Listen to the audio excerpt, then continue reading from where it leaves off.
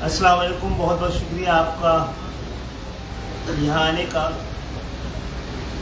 اس وقت پورے پاکستان میں بجلی کے بحران پر صورتحال کشیدہ اور سنگین ہوتی ہوئی نظر آ رہی ہے، اور خاص طور پہ سندھ کے شہری علاقوں اور خصوصاً کراچی میں پاکستان کے دوسرے علاقوں سے زیادہ گھمبیر صورتحال نظر آ رہی ہے، اور ہم ایک ایسے جانب بڑھ رہے ہیں جہاں پہ لگتا ہے کہ ہم متوسط طبقے کو بھی مجبور کر دیں گے اور معذور کر دیں گے کہ وہ اپنے بجلی کے بلوں کی ادائیگی کرنے کے قابل رہیں۔ جس تیزی سے اور جس رفتار سے بجلی کی قیمتیں اور بجلی کے بل جس رفتار سے بڑھ رہے ہیں، اس کے بعد ایک بہت گہرا اور سنگین بحران ہم سب کا منتظر ہے۔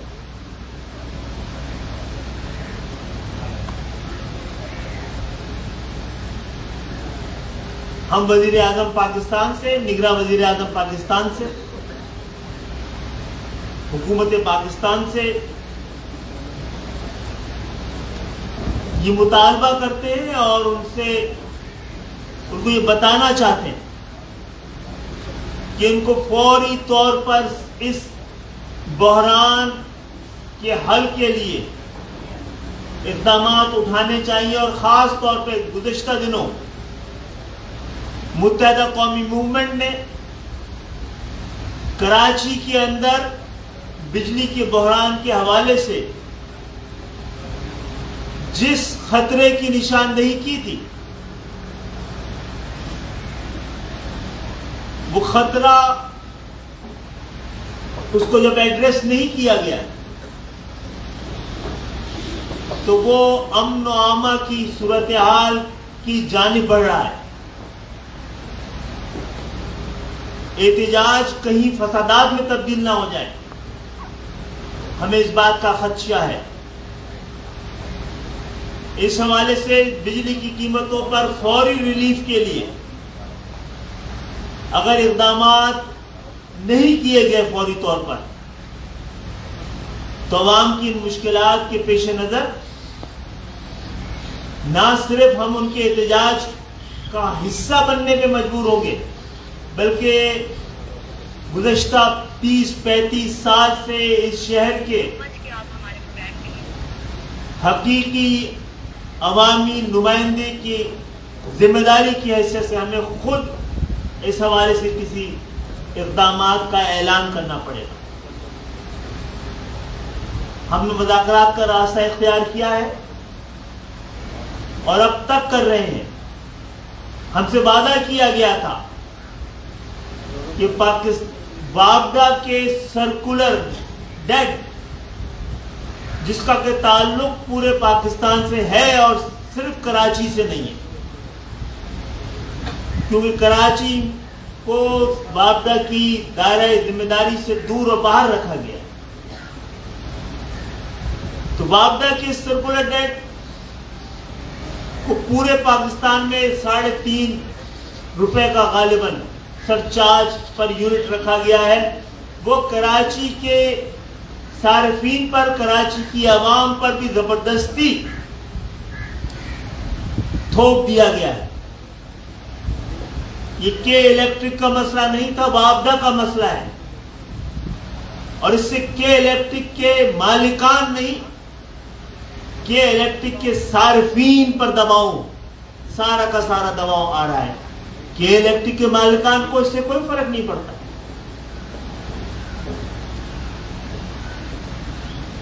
تو ہم پہلے بھی اس حوالے سے تجاویز ایوانوں میں بھی اور حکمرانوں کو بھی پیش کرتے رہے ہیں، اور اس حوالے سے ہم کام کر رہے ہیں، اور جلدی اس کا کوئی مستقل حل فی الحال نظر نہیں آ رہا ہے، لیکن فوری ریلیف کے لیے اقدامات کرنا اس وقت حکومت وقت کی ذمہ داری ہے۔ اسی طرح سندھ کے شہری علاقے میں، سندھ کا دوسرا بڑا شہر حیدرآباد میں 12 گھنٹے کی لوڈ شیڈنگ ہو رہی ہے۔ وہاں کے تاجر اب احتجاج میں مجبور ہو رہے ہیں۔ انہوں نے جس احتجاج کی کال دی ہے،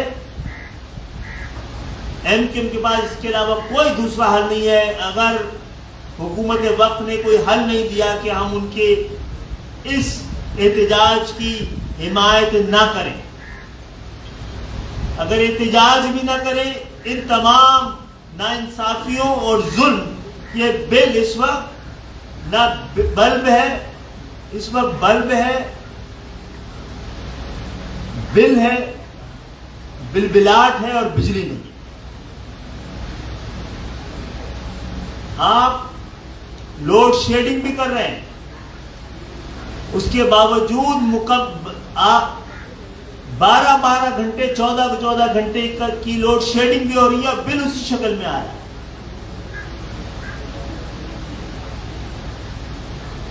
تو ہم حیدرآباد کی عوام سے بھی ان کو یقین دلانا چاہتے ہیں کہ ہم آپ کے ساتھ اس مسئلے میں آپ کے ساتھ کھڑے ہیں، اور ایوانوں میں پہلے بھی جا کے بات کی ہے، حکمرانوں کے پاس دوبارہ جا کے بات کریں گے۔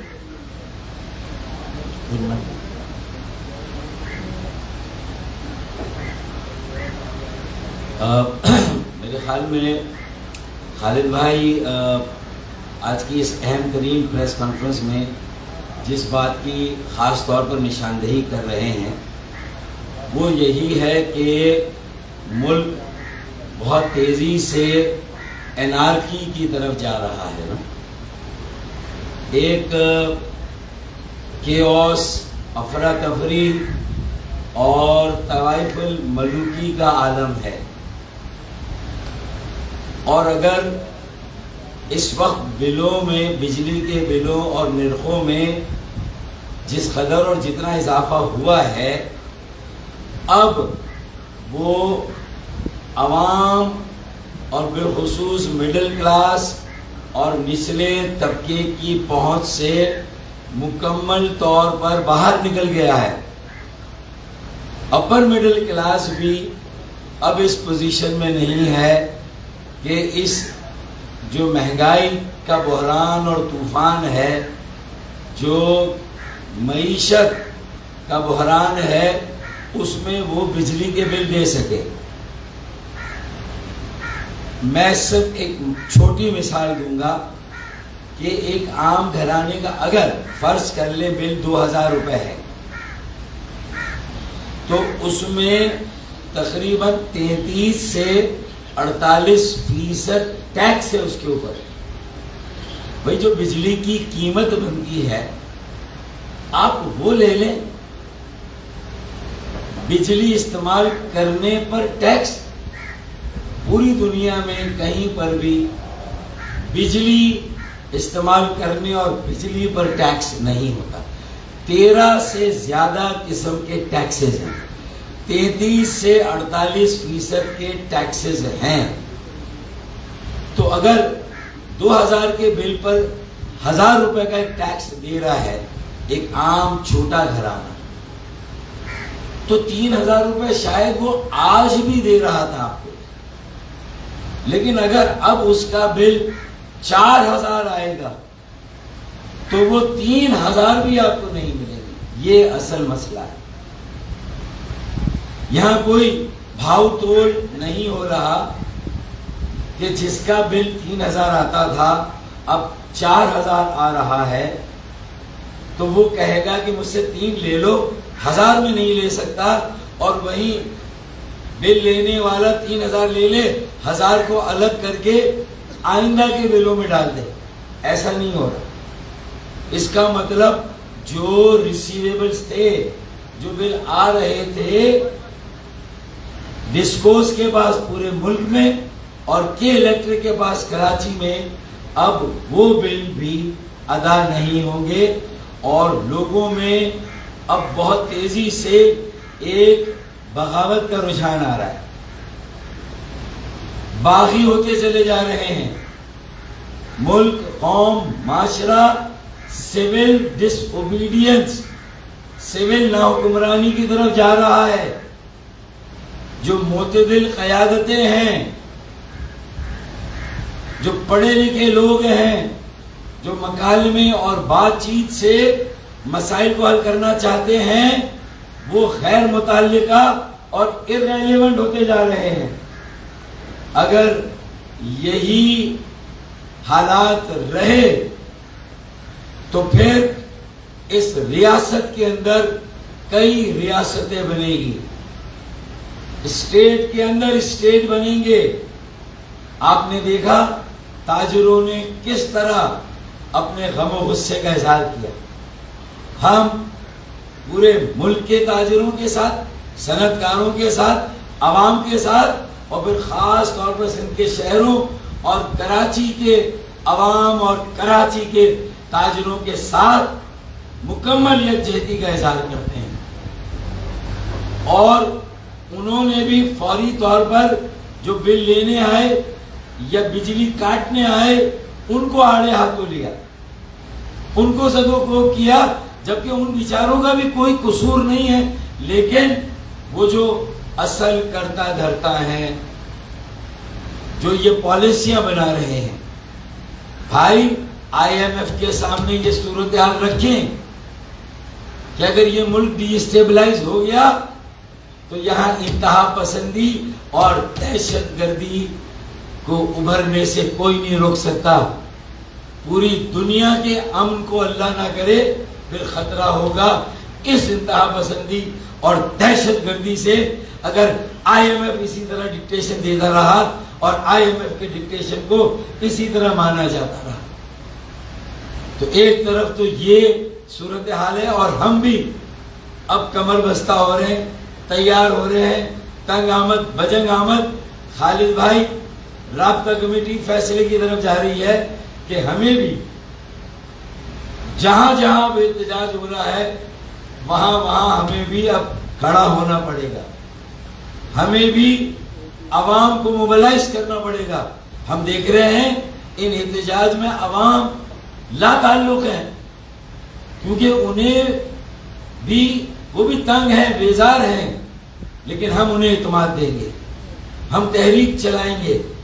اور جو اور سیاسی جماعتیں بھی میدان عمل میں ہیں ان سے بھی میں کہوں گا کہ کوئی سیاسی جماعت کراچی کے مسائل، خاص طور پہ بجلی کے بلوں، لوڈ شیڈنگ کے مسائل کو کوئی ایک جماعت حل نہیں کر سکتی.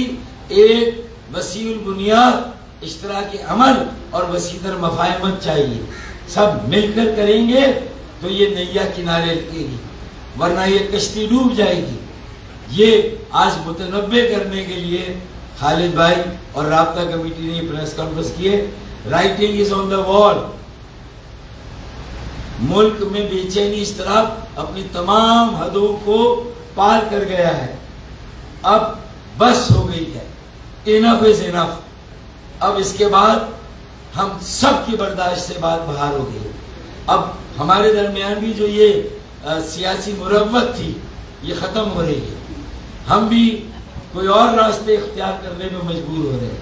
ہمارے پاس بھی کوئی چارہ کا نہیں.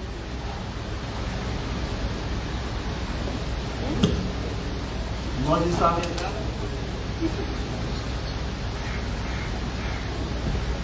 صاحب حضرات، یہ جو گردشی قرضے ہیں یہ گزری ہوئی کئی حکومتوں کی ناکامی اور نااہلی کی وجہ سے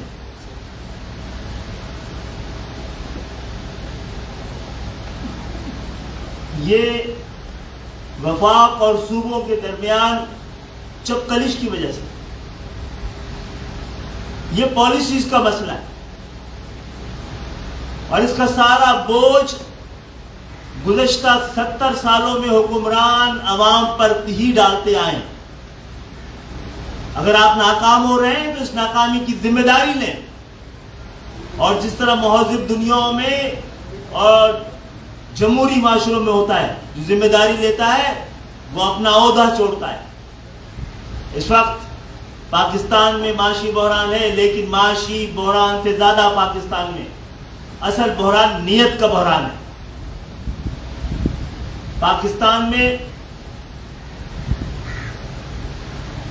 فائنینشیل بینک کرپسی سے زیادہ مورل بینک کرپسی ہے۔ فائنینشیل جو قومی اتفاق اور اتحاد اور ٹرسٹ،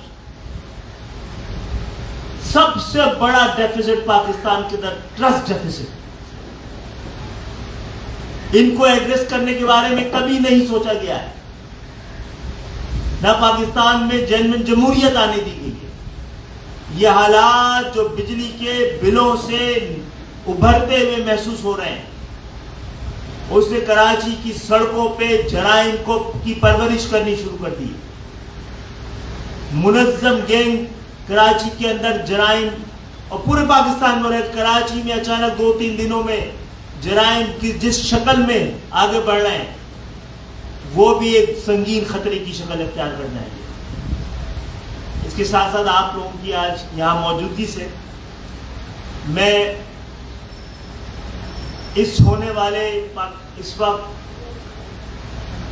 عام انتخابات کی تیاری، مردم شماری، حلقہ بندیوں اور ووٹر لسٹ کے حوالے سے بہت ساری بحث چھڑی ہوئی ہے۔ ہم اپنا موقف سب سے پہلے اور سب سے زیادہ وضاحت کے ساتھ پیش کرتے رہے ہیں۔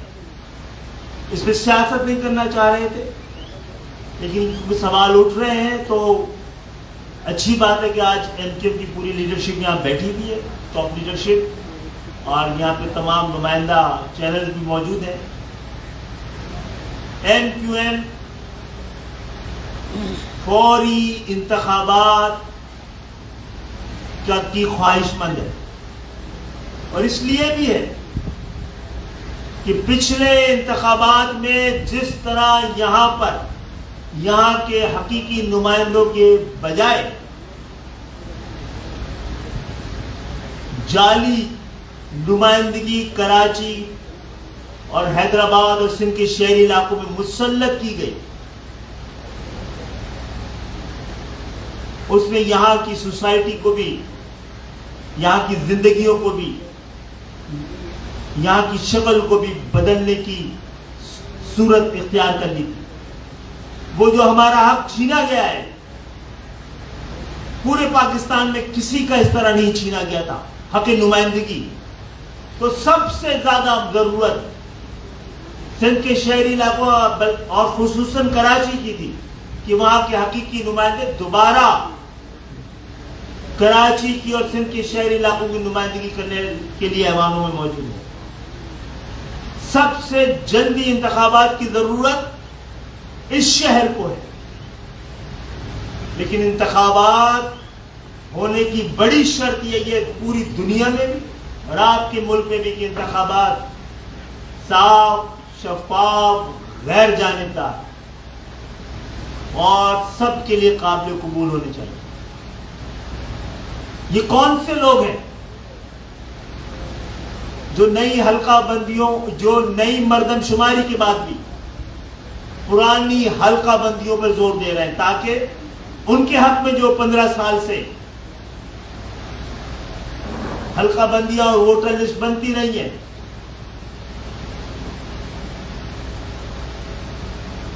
اس کو دوبارہ قائم کیا جا سکے، اس مصنوعی نمائندگی کو سندھ پر دوبارہ مسلط کیا جاتا رہا ہے۔ لیکن بڑی وضاحت کے ساتھ پاکستان کی تمام سیاسی جماعتیں ایم کیو ایم کے اس مطالبے کو بالآخر ماننے کی ضرورت کو انہوں نے اب مانا ہے کہ نئے مردم شماری کے بعد جس میں کہ کئی کروڑ ووٹرز کا بھی اضافہ ہوا ہے کہ ان کو حق نمائندگی سے محروم نہ رکھا جائے. پہلی. دوسری بات یہ ہے کہ جب نئی مردم شماری ہو گئی ہے تو اس نئی مردم شماری کے بعد کوئی آئین اور قانون اجازت نہیں دیتا کہ نئی ووٹر لسٹ اور نئی حلقہ بندیوں کے بغیر انتخابات ہوں. ہم دوبارہ دہرا رہے ہیں کہ ہم جلد سے جلد انتخابات چاہتے ہیں, لیکن شفاف, غیر جانبدار, ایماندارانہ الیکشن. اگر اس کے لیے ایک ایماندارانہ الیکشن اور ایک جعلی الیکشن کے درمیان اگر ہفتوں اور مہینوں کا کوئی فرق پڑ بھی رہا ہے تو یہ خسارے کا سودا نہیں ہے. چند ہفتوں, جبکہ الیکشن کمیشن نے جس وقت یہ مردم شماری کو فائنلائز کیا گیا تھا اس وقت الیکشن کمیشن نے کہا تھا کہ نئی حلقہ بندیوں کے لیے ان کو 90 دن درکار ہے, جو کہ 90 دن ان کے پاس موجود تھے. تو الیکشن کمیشن سے پوچھا جائے کہ وہ 90 دنوں میں حلقہ بندیاں کرا کر وقت پہ انتخابات کرانے میں معذوری کا اظہار کیوں کر رہی ہے. پھر دوہرا رہا ہوں, انتخابات وقت پہ ہونے چاہیے, جلد سے جلد ہونے چاہیے, لیکن شفاف الیکشن کی, شفاف انتخابات, غیر جانبدار انتخابات اور پورے لوگ پاکستان میں بسنے والے تمام لوگوں کو حق نمائندگی دینے کے خاطر ہر کچھ تاخیر پاکستان کی عوام, پاکستان کی جمہوریت, پاکستان کے نظام کے حق میں, اور اس حق سے ہم پاکستان کو نہ دستبردار ہونے دیں گے نہ خود اس حق سے دستبردار ہوں گے. بہت بہت شکریہ. اچھا خالد بھائی یہ بتائیے گا کہ 28 اگست کو الیکشن کمیشن آف پاکستان کی جانب سے ایم پی ایم کو بھی مشاورت کے لیے بلایا گیا ہے, تو آپ کا وقت جو ہے جائے گا؟ یہ ضرور جائے گا. ہمارا موقف تو سب سے واضح ہے, سب سے پہلا ہے, اور ہمارا بھرپور نمائندگی وہاں پہ ہوگی. اور ہمارے پاس جو اسٹیٹکس ہیں, جو دلیل ہے, میں نہیں سمجھتا ہوں کہ اگر انصاف ہے تو اس پہ عمل درآمد کرنے کے علاوہ کوئی اور دوسری راہ نکلے گی. پیپلز پارٹی جو ہے سیاسی کا اجلاس ہوا, انہوں نے متفقہ طور پر اس بات کا فیصلہ کیا 90 دن کے اندر انتخابات ہونے چاہیے, اور وہ مردم شماری کے اعداد و شمار پر اپنے اعتراضات ظاہر کر رہے ہیں. تو آپ کا اس کے اوپر کیا ریئیکشن ہوگا ایم پی ایم کا, کیونکہ آپ لوگ کراچی کے بڑے اسٹیک ہولڈر ہیں ان کے ساتھ ساتھ. دوسرا, آپ لوگ جب جائیں گے وہاں پر آپ کے پاس مشاورت ہوگی, تو آپ 90 دن کے اندر الیکشن بھی چاہ رہے ہیں, تو نئی حلقہ بندیاں بھی, تو حلقہ بندیاں تو اپنے ہی وقت پر ہوں گی, تو ڈیلے کی طرف جائے گا معاملہ. ایک واضح موقف آپ کا کیا واضح موقف بھی آپ کو بنا جائے کہ اس کے لیے کوئی سالوں کی تاخیر نہیں ہونی ہے, چند ہفتوں کی ہونی ہے. آپ اپنے الیکشن کمیشن کو مضبوط کریں نا, اس کو اکوپ کریں, اس کو غیر جانبدار بنائیں, وہاں بیٹھے ہوئے لوگوں پر نظر ڈالیں. اور پاکستان پیپلز پارٹی, ہمیں تو یہ اختیار نہیں تھا کہ ہم جا کر حلقہ بندیوں کو مردم شماری کے اپنے تحفظات کا کوئی سرکاری قسم کا اعتراض کرتے.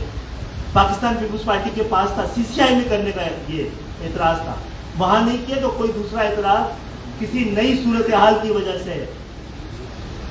اگر ان کو لگ رہا ہے کہ جن بے ساکھیوں پر وہ سندھ کے اوپر ایک مصنوعی قیادت کو مصنوعی اکثریت کے ذریعے یہ مسلط رہے ہیں, اس کو غیر معینہ مدت تک پھیلا دیں, تو اس کے اثرات دیکھ لیں 15 سال میں کیا ہوئے.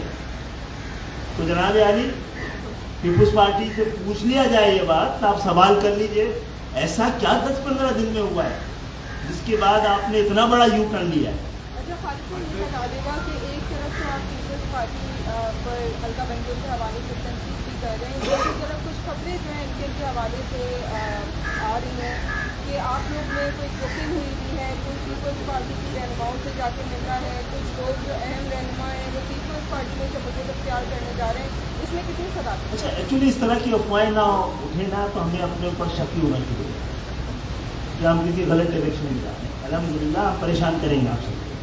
जो भी लोग पाकिस्तान में जेन्युइन जमहूरियत के ख़िलाफ़ है, आम आवाम की हुक्मरानी के ख़िलाफ़ है, मिडिल क्लास की लीडरशिप से खौफजदा है, इंशाअल्लाह उनके कांपने के दिन आए।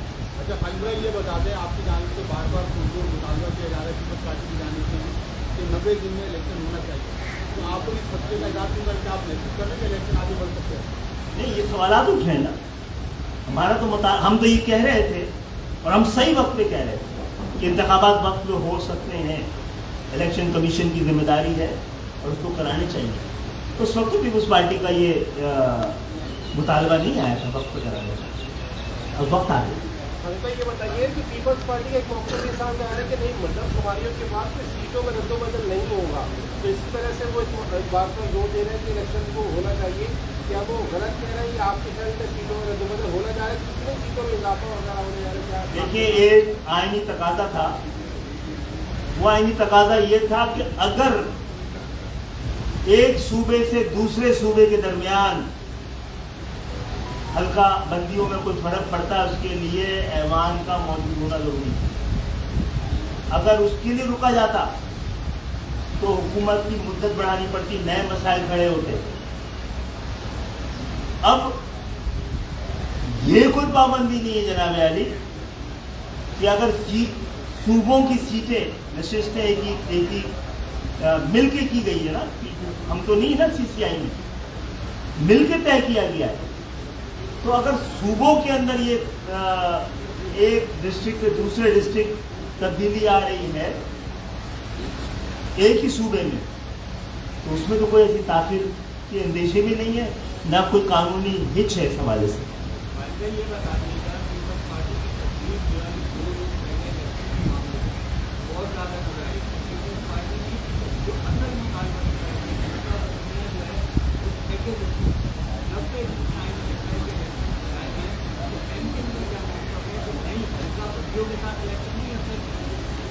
ये एक तरीका ये भी हो सकता है कि इलेक्शन कमीशन नताइज का ऐलान कर दे तो 90 दिन से पहले भी हो जाए। ये कोई बात हुई भाई? लोगों को वोट डालना है, लोगों को नाम वोटर लिस्ट में आएगा तो वोट डालेंगे ना, और फिर किसको वोट डालना है उसके लिए हल्का बंदियाँ होनी है। अब हल्का बंदियाँ नई मर्दमशुमारी के बाद एग्जिस्ट नहीं करती हैं, किस हल्का बंदियों पर कराएंगे आप? पुरानी हल्का बंदियों का को दोबारा डिक्लेयर करने का कोई आईनी ऑप्शन मौजूद नहीं है। नई मर्दमशुमारी हुई, सबने कबूल कर ली, तो नई पुरानी तमाम हल्का बंदियाँ खत्म हो गई।